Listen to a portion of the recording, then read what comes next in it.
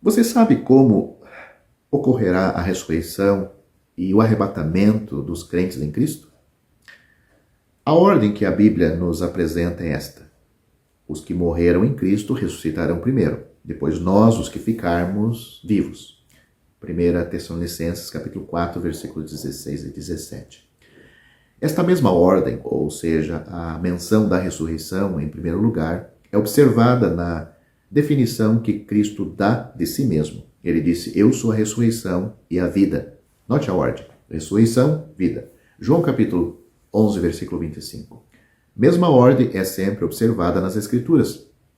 Em primeiro lugar, os mortos ressuscitados, depois os vivos transformados. Ou seja, nós que estivermos aqui na terra, que não vamos passar pela morte. Qual será o estado moral do mundo e da igreja logo antes da vinda do Senhor? Como será isto?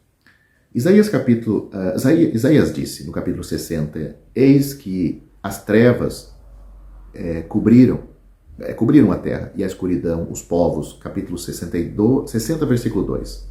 Isto quer dizer que os gentios se acharão num estado de completa ignorância de Deus, enquanto a justiça e a verdade são atropeladas. Muitos dirão: quem nos mostrará o bem? Salmo capítulo 4, versículo 6, uma vez que este há de desaparecer antes que o Senhor brilhe na sua glória e visite Sião em graça. O apóstolo Judas, usando expressões veementes e símbolos que causam espanto, apresenta a corrupção da cristandade desde o nascimento do mal no meio da religião até a destruição dele pelo aparecimento pessoal do Senhor com os seus santos, conforme a profecia de Enoque, há mais de 3.500 anos. A profissão cristã estará num ponto de profunda apostasia antes da vinda do Senhor. Leia Judas, do versículo 4 ao 18. A última fase da igreja professa que terá um desenvolvimento acelerado virá a ser do estado mais reprovável e repulsivo para Cristo. Quando a religião tiver sido rejeitada pelo Senhor, a besta, o poder do novo império romano, a encobrirá. Apocalipse capítulo 3, versículo 16, e leia o capítulo 17 de Apocalipse. Tudo isso nos mostra uma acentuada tendência para as antigas filosofias pagãs, como a própria ruína da cristandade professante nos dias atuais. Outra pergunta: o Senhor virá pessoalmente ou pelo Espírito? O próprio Senhor disse: virei outra vez. João capítulo 14, versículo 3. Lemos em Atos: esse Jesus, que dentre vós foi recebido em cima, no céu há de vir, assim como para o céu o viste ir. Atos capítulo 1, versículo 11. Paulo diz também: o mesmo Senhor descerá do céu. 1 Tessalonicenses capítulo 4, versículo 16. O Espírito Santo desceu no dia de Pentecostes, em Atos capítulo 2, e virá de novo, uma vez que o Senhor tem estabelecido o seu reino nesta terra. Joel capítulo 2.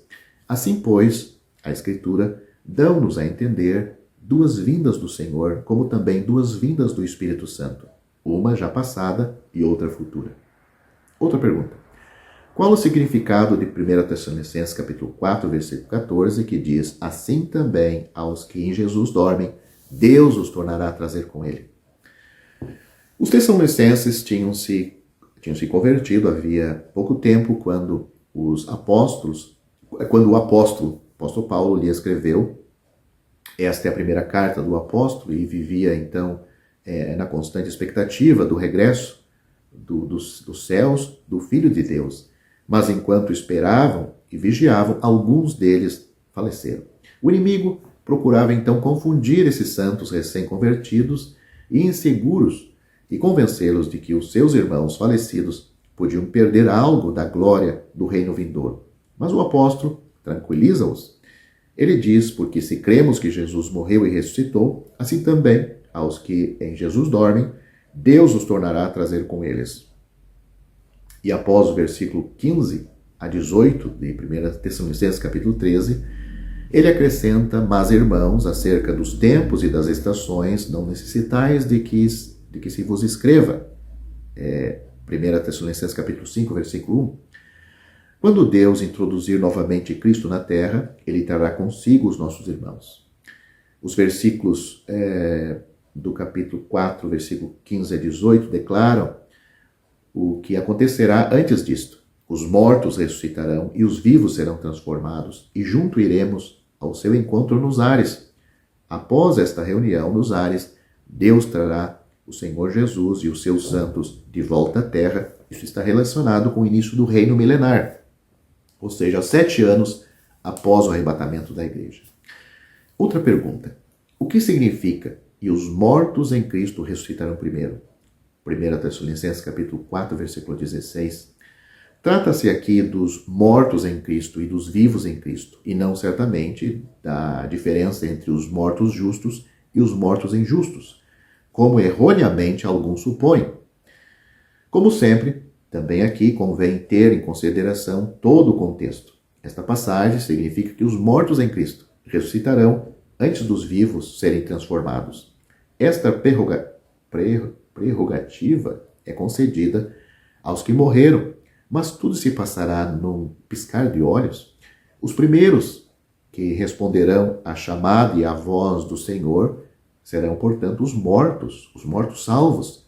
Mas depois nós, os que ficarmos vivos, seremos arrebatados juntamente com eles, nas nuvens, a encontrar o Senhor nos ares. Esta é aqui a sequência divina, e este parece ser o conteúdo da frase "e os mortos ressuscitarão primeiro". Outra pergunta: os santos do Antigo Testamento também pertencem aos mortos em Cristo? Não há motivo para limitar esta expressão aos crentes que morreram depois do Pentecostes. Os santos do Antigo Testamento e outros, como por exemplo João Batista, que morreu antes do derramamento do Espírito Santo, de Atos capítulo 2, ressuscitarão e participarão com Cristo da sua glória no reino milenar. Suponho que podemos ver nesses santos aqueles que são chamados para as bodas do Cordeiro. Você pode ler isso em Apocalipse capítulo 19, versículo 9, bem como os amigos do noivo, onde o próprio João Batista disse essa frase em João capítulo 3, versículo 29, mas é preciso diferenciar a noiva dos convidados. É preciso haver diferença entre a noiva e os convidados. Com a voz do Filho, todos ressuscitarão, os que são de Cristo na sua vinda. 1 Coríntios capítulo 15, versículo 23. Quem arriscaria dizer que os santos do Antigo Testamento não são de Cristo? Que não são de Cristo e que não lhe pertencem? Podemos dizer isto?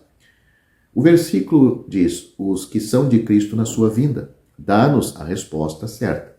Todos os santos que morreram, desde Adão até a vinda do Senhor, 1 Tessalonicenses capítulo 4, versículo 16, ressuscitarão juntos. E juntamente com os vivos, que serão transformados, serão participantes da glória celestial de Cristo. Mas como eu disse, Apocalipse capítulo 19, você pode ler, existe a noiva e existe os convidados. A noiva é a principal figura nas bodas, as bodas de casamento.